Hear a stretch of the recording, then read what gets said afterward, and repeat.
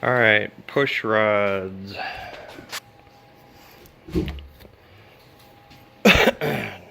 Tests I do on these guys, I get them all cleaned up. I do a roll test. Let's see. I do a roll test just to make sure they're nice and straight. They're not bent. And then I also do, here, film this. I also do a bounce test. You can tell by the sound of them. Sometimes they'll have a different sound to them if there's a crack in them. They won't have that. They'll have kind of a tinny sound to them. But do that to all of them. What you're and then what you're inspecting on them. Here's one that you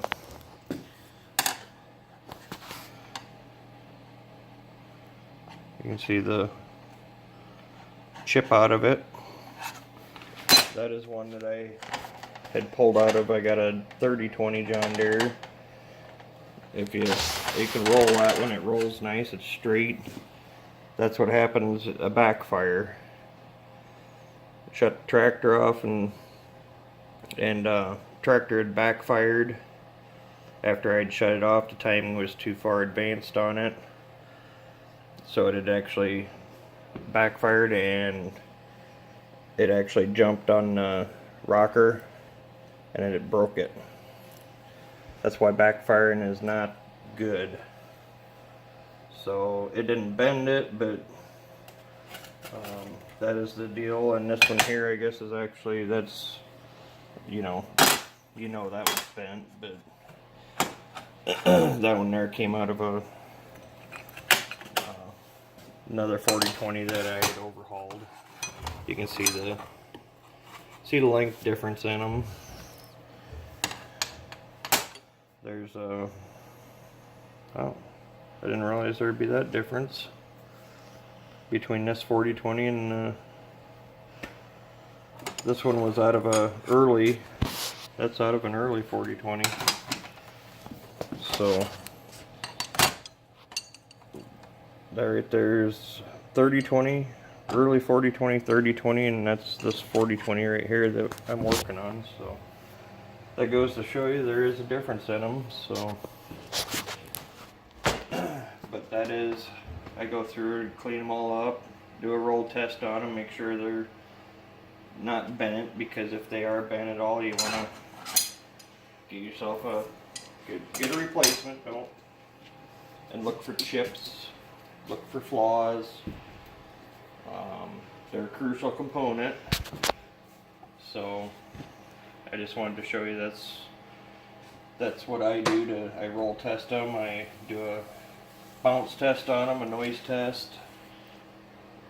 If you hear a different pitch when you do your bounce test, there's most likely a flaw in it, so I would recommend replacing it.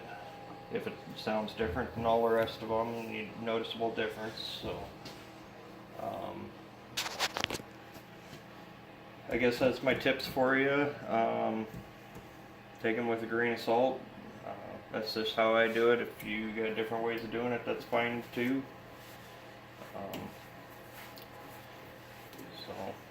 I guess I'm gonna go ahead and get these put back in the tractor. Like I said, I got mine all marked out. The reason why I put them in, the reason why I mark them out is, yeah, I guess there's guys that'll argue all day long about it don't matter, yada yada. I pull them out, put them in exactly the same one, because I'm not changing out any of my cam followers, none of my overheads getting changed.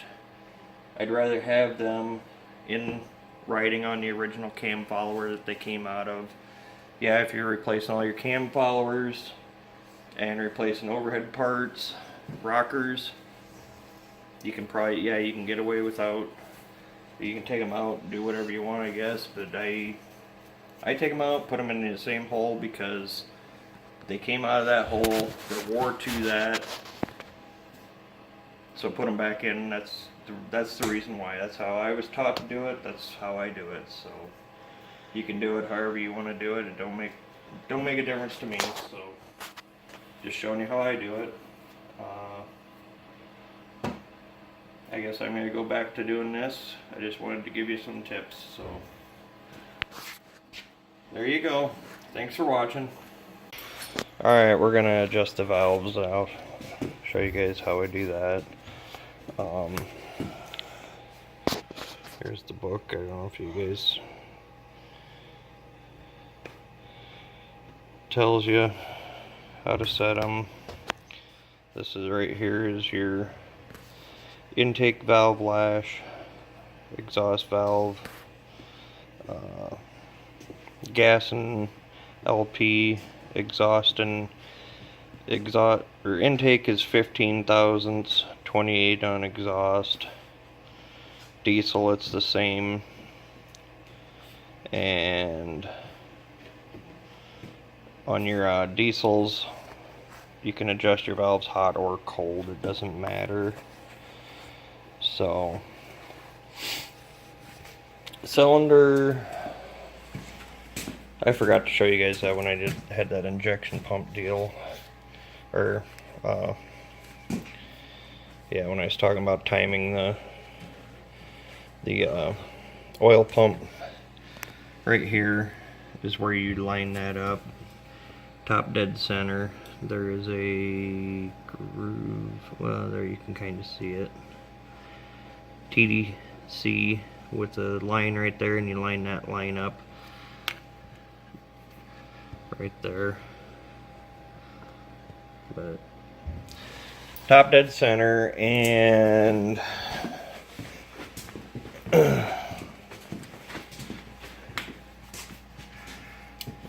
okay, so to know that you're on top dead center, compression stroke, cylinder number 1,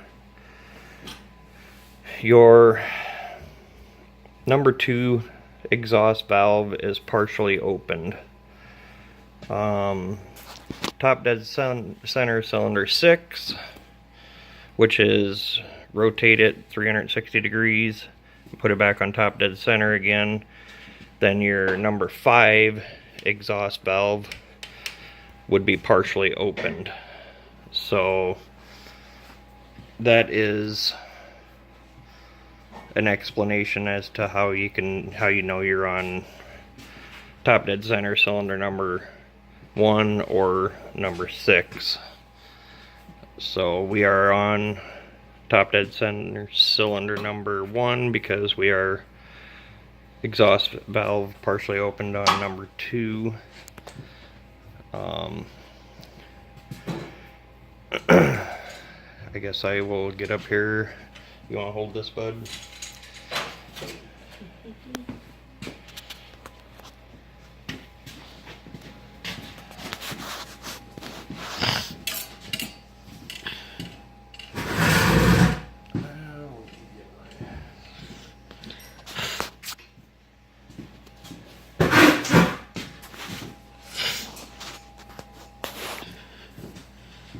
Feeler gauge out.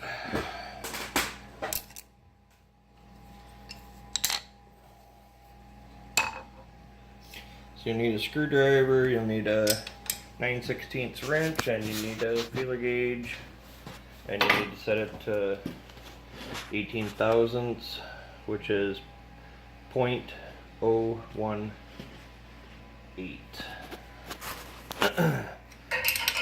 These are all need to be, you'll break these loose.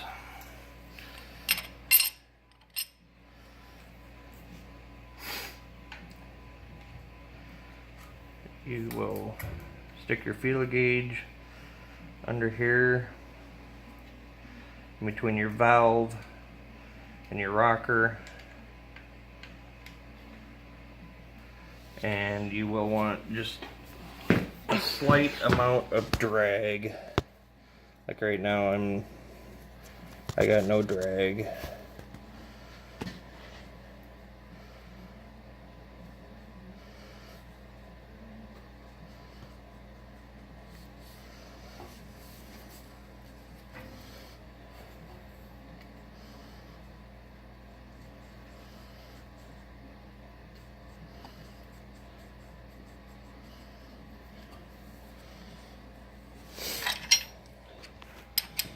and you will tighten your jam nut.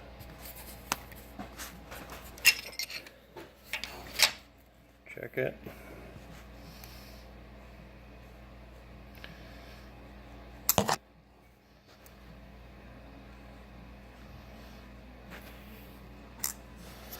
And that is how you set the valves.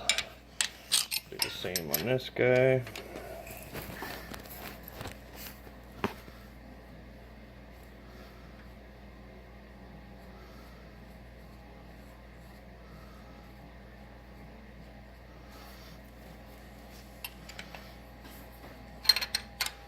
Hold your screwdriver while you tighten your jam nut, because they will turn.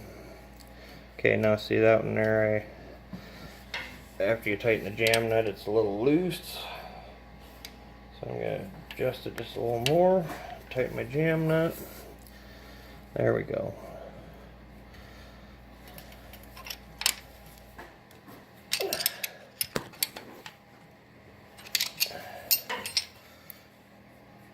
Like that.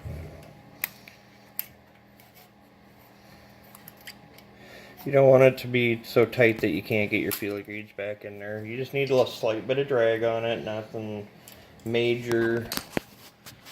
Just nice, you want to feel it drag. So this valves here are set on cylinder number 1. I was just taking a mark out. You don't have to. I always do, just to say that I've done it and it's tight. So that's my way of marking it out, saying yeah, I'm done with it. I'll show you the, come back over here in the book. Depends on which book you got. I got a couple different books here, but they're basically the same thing. So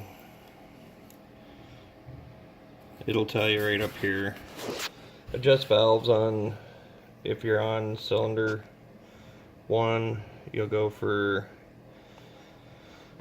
number 1, 3, and 5 exhaust valves, and 1, 2, and 4 intake valves. And then when you're rotated around to cylinder 6, you do the ones you haven't done. That's why another nice way you mark them out. Then when you rotate it around to top dead center cylinder 6, you can just go through, you can fly through there and do them, because it's what's left, ones that aren't marked out. So doing jobs like this, I always say, you know, I got early or late, I got you know, books can never, I always say you can never have too many books. You know, parts catalog, that's 4320. I don't even remember what that was, 4,000, that's early. Books are your best friend. They cost money, but they are definitely worth the investment, especially if you own a tractor.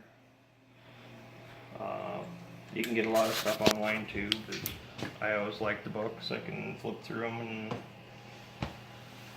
so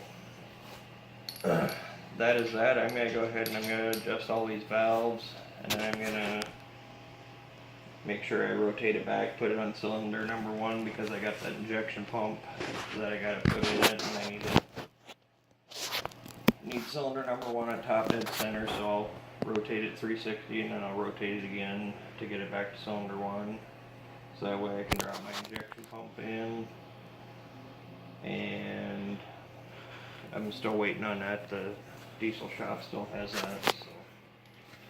And it is Wednesday, April 3rd. So you guys are getting them as I'm doing them.